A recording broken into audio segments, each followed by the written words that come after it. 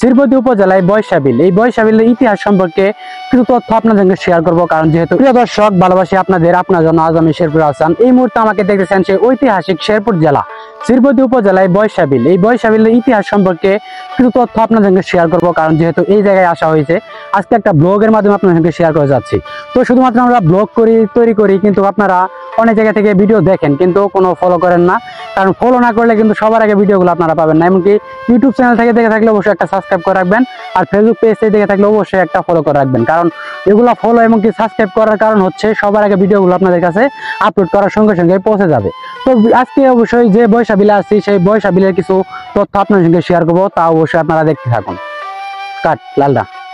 শ্রীবদ্ধির বৈশাবিল একটি জলাশয় যা বর্ষাকালে পদ্ম ফুলে ছেয়ে যায় এবং এটিকে পদ্মবিল হিসেবেও অনেকে অভিহিত করেন। এটি শেরপুর জেলার সদর থেকে প্রায় 14 কিলোমিটার দূরে শ্রীবদ্ধি উপজেলার আবুয়াপাড়া গ্রামে অবস্থিত এবং পদ্মের গোলাপি ও সাদা রঙে এক মনোমুগ্ধকর প্রাকৃতিক শোভা তৈরি করে। অবস্থান ও পরিচিতি। অবস্থান: শেরপুর জেলার শ্রীবদ্ধি উপজেলার আবুয়াপাড়া গ্রামে অবস্থিত। পরিচিতি: সরকারি নাম বৈশাবিল হলেও বর্ষায় পদ্ম ফুলে ভরে যাওয়ায় এটিকে অনেকেই পদ্মবিল বলে থাকেন। বৈশিষ্ট্য: বিলটি পদ্ম ফুলের গোলাপি ও সাদা রঙে এক মনোমুগ্ধকর প্রাকৃতিক ক্যানভাসে রূপ নেয়, যা পর্যটকদের মুগ্ধ করে। পদ্ম ফুলের সমারোহ: বর্ষার পানিতে ভরে ওঠা এই বিলে হাজার হাজার পদ্ম ফুল ফুটে ওঠে, যা দূর থেকে একটি গোলাপি চাদরের মতো দেখায়। এই বিলে পদ্ম ফুল সাধারণত বর্ষাকালে ফুটে এবং এই সময়ে এর অপরূপ সৌন্দর্য দেখতে অনেকেই ছুটে আসেন। গুরুত্ব: জলাভূমি ভরাট হয়ে যাওয়ার এই সময়ে বৈশাবিলে পদ্ম ফুলের এমন সমারোহ বিরল এবং এটি একটি বিশেষ আকর্ষণ তৈরি করে। আমরা আসলে অনেকেই জানতে চাই বৈশাবিলের জমির পরিমাপ কত। বৈশাবিলের জমির পরিমাণ নির্দিষ্ট নয়, কারণ বৈশাবিল একটি নির্দিষ্ট জায়গার নাম, কোনো একক পরিমাপের একক নয়। আপনি যদি বৈশাবিলের জমির পরিমাপ জানতে চান, কি অবস্থা মাছ উঠে? হ্যাঁ, পাওয়া গেছে কিরম এক তরকারি হবো? কোথায় সাপ আছে? বড় সাপ? মাছের এই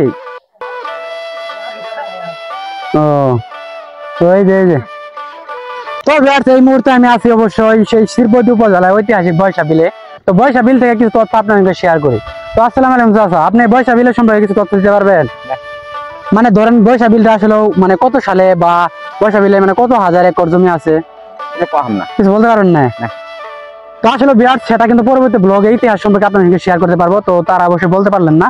তো বৈশাবিলের কিছু তথ্য আপনাদের শেয়ার করি, আর যে পরিবেশ প্রকৃতি সৌন্দর্যগুলো একটু আপনাদেরকে দেখাই। তো বিষয়টা হচ্ছে যে এখানে এই জমিগুলা কিন্তু আসলে চাষ করা হয় নাই তো নাকি। তো এই জমিগুলো কিন্তু পানি আসছিল, পানি আসার কারণে দেখতে পাবেন সবুজ প্রকৃতির ঘাসগুলো কিন্তু অন্যরকম কালার হয়ে গেছে, সেটা কিন্তু আপনারা দেখতে পাচ্ছেন। তো সামনে দিকে যাই, দেখেন বৈশাবিলে আমরা একটা সময় আমি আমার শৈশব অনেক কাটিয়েছি, সেই সুন্দর দিনগুলো আসছিলাম, কাঁকড়ার কামড় খেয়েছি, সেগুলোর দৃশ্য কিছু মনে পড়ে যায়। তো আসলে এখানে কিন্তু মাছ মারতে আসছিলাম ছোট সময়, কারণ চরক জাল যারা গ্রামে থাকেন তারা কিন্তু আসলে এখানে কিন্তু মাছ মারা হচ্ছে। আর এইদিকে মাছ কি পাচ্ছেন? মাছ পাইছেন? মাছ কি উঠে কম নাকি? তো আসলে পানি বেশি এই কারণে নাকি? ও, তো আসলে পানি কমার পর আসলে বিয়ার্স, কারণ মাছ কিন্তু আসলে এইভাবে উঠতেছে না, তো সেটা একটু শেয়ার করলাম আপনার সাথে। তো প্রচুর পরিমাণে রোদ, আর এই বৈশাবিল সম্পর্কে কিন্তু আপনারা অনেকেই চিনেন যারা শ্রীবদ্ধি উপজেলা এবং শেরপুর জেলার মধ্যে। তো কিছু চিত্র প্রকৃতি সৌন্দর্য এগুলো কিন্তু আপনার সঙ্গে দেখানোর জন্য অবশ্যই চলে আসছি। তো আপনাকে নির্দিষ্ট ভাবে জিজ্ঞেস করতে হবে বৈশাবিলের মোট জমি কত একর বা বৈশাবিলের আয়তন কত একর। এখানে জমির পরিমাপ সম্পর্কিত কিছু সাধারণ তথ্য দেওয়া হলো। 1 বিঘা সমান 33 শতাংশ, 1 একর সমান 100 শতাংশ, 1 বিঘা সমান 1.03 বিঘা। এই তথ্যটি ভুল। 1 বিঘা সমান 1 বিঘা, 1 একর সমান 3.03 বিঘা। জমির পরিমাপের জন্য বিভিন্ন একর প্রচলিত আছে, যেমন শতাংশ, বিঘা, কাঠা, একক ইত্যাদি। নির্দিষ্ট একটি এলাকার পরিমাপ জানার জন্য আপনাকে সেই এলাকার জরিপ অথবা সংশ্লিষ্ট কর্তৃপক্ষের কাছে থেকে তথ্য সংগ্রহ করতে হবে। বৈশা বিলে মূলত দেশীয় স্থায়ী প্রজাতির মাছ পাওয়া যায়, যেমন রুই, কাতলা, কই, শিং, মাগুর, শোল, টাকি ইত্যাদি। বর্ষার নতুন পানিতে এই বিলগুলোতে মাছের সংখ্যা বৃদ্ধি পায় এবং মাছ ধরার একটি উৎসবের সৃষ্টি হয়। সেখানে জাল বা বড়শি ব্যবহার করে মাছ ধরা হয়। সাধারণত শেষ সকল মাছ পাওয়া যায়: দেশি মাছ, দেশি কই, দেশি শিং, দেশি মাগুর, দেশি শোল, দেশি টাকি ইত্যাদি। অন্যান্য মাছ রুই, কাতলা এবং বিভিন্ন জিওল মাছ। মাছ ধরার পদ্ধতি: বর্ষার পর বর্ষা শেষে বিলের পানি কমে গেলে মাছ ধরার উৎসব শুরু হয়। উপকরণ: পোলো, জাল, বড়শি এবং অন্যান্য সরঞ্জাম ব্যবহার করে মাছ ধরা হয়। প্রাকৃতিক পরিবেশ: অনেক সময় প্রাকৃতিক উপায়ে যেমন কচুরি পানা টান দিয়ে বা ঘূর্ণি পেতেও মাছ ধরা হয়। বিশেষ তথ্য: বাংলাদেশের বিভিন্ন অঞ্চলে যেমন নড়াইল ও অন্যান্য হাওর এলাকার বিলে এই ধরনের মাছ পাওয়া যায়। মাছ ধরার প্রক্রিয়াটি একটি বিনোদনের উৎস হিসেবে বিবেচিত হয়। প্রয়োজনের অতিরিক্ত মাছ ধরা নিরুৎসাহিত করা হয়। শেরপুরের বৈশা বিল মূলত অসংখ্য গোলাপি ও সাদা পদ্ম ফুল ফোটার জন্য বিখ্যাত। এই বিলে পদ্ম ফুলের অপরূপ দৃশ্য দেখতে প্রতিদিন দূর দূরান্ত থেকে পর্যটকেরা ছুটে আসে, যা এটিকে একটি প্রাকৃতিক পর্যটন কেন্দ্র পরিণত করেছে। বৈশা বিল কেন বিখ্যাত? পদ্ম ফুলের সমাহার। বিলের শান্ত পানিতে রাশি রাশি গোলাপি ও সাদা পদ্ম ফুল ফোটে, যা এটিকে এক মনোমুগ্ধকর দৃশ্যে পরিণত করে। প্রাকৃতিক সৌন্দর্য: পদ্ম ফুলের এই সমারোহ প্রকৃতির এক অপরূপ সৌন্দর্য তৈরি করে, যা প্রকৃতি প্রেমীদের মুগ্ধ করে। পর্যটন আকর্ষণ: এখানকার পদ্ম ফুলের দৃষ্টিনন্দন দৃশ্য দেখতে প্রতিদিন অসংখ্য পর্যটক ও প্রকৃতি প্রেমী ভিড় জমায়। অবস্থান: বৈশা বিল শেরপুর জেলার শ্রীবতী উপজেলার আবুয়াপাড়া গ্রামে অবস্থিত।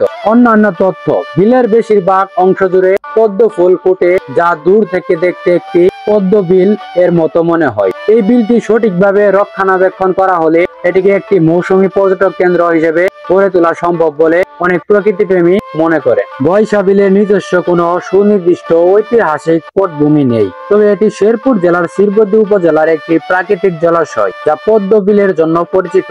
ধারণা করা হয় বর্ষার সময় পানি বৃদ্ধির ফলে এই বিলের বিস্তীর্ণ অংশ পদ্ম ফুলে ভরে ওঠে এবং এই অপরূপ প্রাকৃতিক দৃশ্য স্থানীয়ভাবে পরিচিতি লাভ করে। এই বিলটির ইতিহাস মূলত প্রকৃতির সাথে মানুষের মিথস্ক্রিয়া এবং সময়ের সাথে পরিবর্তনকে নির্দেশ করে। বৈশা বিলের প্রাকৃতিক ও সামাজিক তাৎপর্য: প্রাকৃতিক সৌন্দর্য: বৈশা বিলের মূল বৈশিষ্ট্য হলো এর পদ্ম ফুলের সমাহার, যা স্থানীয় পর্যটকদের কাছে এটিকে একটি আকর্ষণীয় স্থানে পরিণত করেছে। পরিবেশগত পরিবর্তন: এক সময় বর্ষা ও শরৎকালে পদ্ম ফোটা সাধারণ ঘটনা হলেও কালের প্রতিক্রিয়ায় মানুষের কার্যকলাপের ও পরিবেশের পরিবর্তনের কারণে এমন দৃশ্য বিরল হয়ে গেছে।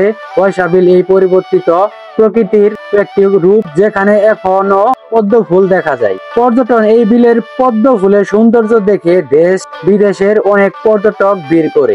স্থানীয় ঐতিহ্য: বিলটি স্থানীয় মানুষের জন্য একটি পরিচিত স্থান এবং এর পদ্ম ফুল বৈশা বিলে পদ্ম সমারোহ নামে পরিচিত। সুতরাং বৈশা বিলের ইতিহাস কোনো প্রাচীন ঘটনার সঙ্গে সম্পৃক্ত নয়, বরং এটি একটি জীবন্ত পরিবেশের একটি অংশ, যা প্রকৃতির সৌন্দর্য ধারণ করে এবং সময়ের সাথে সাথে পরিবর্তিত হয়ে স্থানীয় পরিচিত লাভ করে। শেরপুরের শ্রীবতী উপজেলার বৈশা বিলে একটি কাঠের সেতু রয়েছে, যা স্থানীয় কুড়িকাহনা ইউনিয়নের পূর্ব পশ্চিমপাড়া গ্রামে অবস্থিত এবং 2019 সালে উদ্বোধন করা হয়েছিল। বিস্তারিত: সেতুর অবস্থান: বৈশা বিল, কুড়িকাহনা ইউনিয়ন, শ্রীবতী, শেরপুর। সেতুর প্রকার: এটি একটি কাঠের সেতু।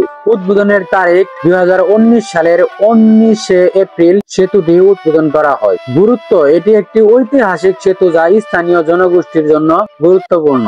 বৈশা বিলে যুগ হয় কিনা তা নিশ্চিত করে বলা কঠিন, তবে যুগ বলতে যদি কোনো ধরনের প্রাণী বা পোকা বোঝানো হয়, তাহলে এমন বিল বা জলাশয়ে যুগ থাকার সম্ভাবনা থাকে, বিশেষ করে যদি সেটি জলজ পরিবেশের সাথে যুক্ত থাকে। বৈশা বলতে যদি কোন নির্দিষ্ট বিলকে বোঝানো হয়, তাহলে সেখানে যুগ থাকার সম্ভাবনা ওই বিলের পরিবেশ ও সেখানকার প্রাকৃতিক অবস্থার উপর নির্ভর করবে। কারণ জলজ পরিবেশ: যুগ হলো এক প্রকার প্রাণী যা সাধারণত জল বা স্যাঁতসেঁতে পরিবেশে বসবাস করে। যে কোনো বিল বা জলাশয় যুগের আবাসস্থল হতে পারে। প্রাকৃতিক অবস্থা: কোন বিলের জলজ উদ্ভিদের উপস্থিতি, জলের স্থায়ী এবং অন্যান্য জীবের উপস্থিতি, সেখানে যুগের উপস্থিতি তো ভিউয়ার্স আপনারা দেখছেন সে 1 কিলোমিটার দূরে থেকে কিন্তু চলে আসলাম এই সাকুর দেখাই, কারণ অনেক দূর থেকে হেঁটে হেঁটে আসলাম, কারণ যেহেতু ব্লগ করবো একটু সাকুর সঙ্গে পরিচয় করাই দিই আপনার সঙ্গে। আসি দেখি অবশ্যই আর ক্যামেরাম্যান রয়েছে, তো আজকে আপনার সঙ্গে একটু এই বয়স আপনারা যারা ব্লগ দেখবেন তারা কিন্তু আর অনেক কিছু দেখতে পারবেন। তুই আর ধরে আসিস পড়বি আবার, তো আমার ক্যামেরাম্যান সাকুতে আসছে যদি পরে যায় সমস্যা বুঝতে পারছেন আপনারা। তো এদিক দিয়ে যাই দেখি, মানে এটা আসি পড়িস না আবার।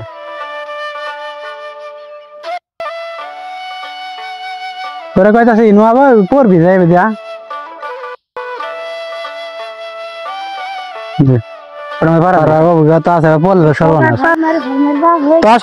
যেহেতু সাকুতে আসছি আমার ক্যামেরাম্যান থেকে আসলে গিম্বলটা নিয়ে আসলো, কারণ বাই চান্স পিচ্ছি মানুষ হঠাৎ করে যদি পড়ে গেলে তো সব বানাস আপনারা জানেন।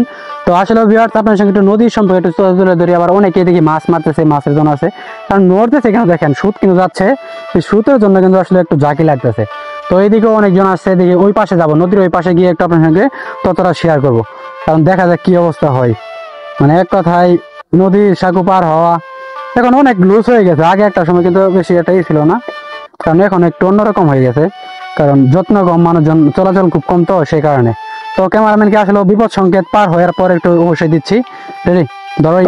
আপনার সঙ্গে সাঁকো পার হওয়ার পর আসলে কিছু দৃশ্য শেয়ার করি। আজকে বৈশা বিলে চলে আসলাম, সেই বিলের কিছু দৃশ্য সৌন্দর্য এগুলো কিন্তু আপনারা দেখতে পারবেন, কারণ এই বিলে কিন্তু অনেক একর জমি, তার ইতিহাস আপনারা অবশ্যই আজকের এই ব্লগে পাবেন, কিন্তু আমি ব্লগটার ইতিহাস অবশ্যই আপনার সঙ্গে শেয়ার করবো। তো দেখেন কি পরিমাণ জমি, কারণ প্রচুর জমি, এই জমিগুলা মানে এক কথায় বলতে গেলে অসাধারণ। এখানে অনেক একর, আমি শুনতে পারছি যে 1200 একর নাকি জমি, সেই জমিগুলো অবশ্যই দেখাবে, ওইদিকে উঠে দেখা।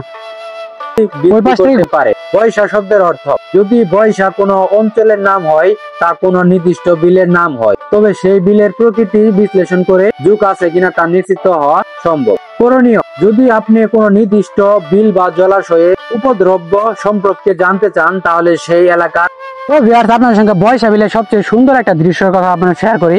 দেখেন দুই পাশে কিন্তু গাছ, কারণ এখানে কিন্তু একটা অসাধারণ জায়গা, কারণ ইউক্যালিপটাস গাছের সঙ্গে আসলে নদীর অবশ্যই পার্শ্ববর্তী কিন্তু দু সাইডে কিন্তু গাছ দেখতে পাচ্ছেন, কারণ এখানে কিন্তু একটা ভালো লাগা একটা বিষয় রয়েছে।